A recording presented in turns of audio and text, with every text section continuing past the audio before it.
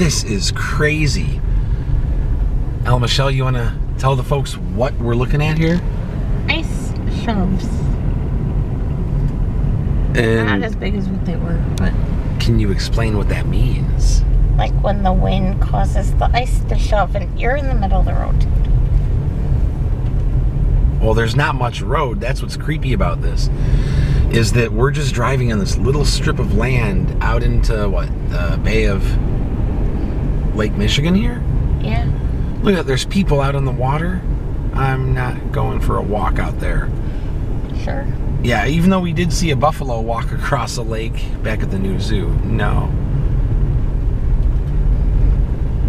This is just creepy. Yeah, got like icy. Ice fishing out there, look. I got icy and then it froze and the wind caused these huge ice shelves. There's huge ones way out there too.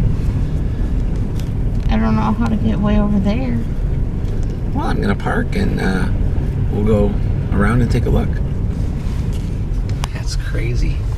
Well, I'm sure we can walk out there, but I'm not going. Or we need a park. Alright. How about right here? I don't know where. Oh, we're only gonna be a couple minutes.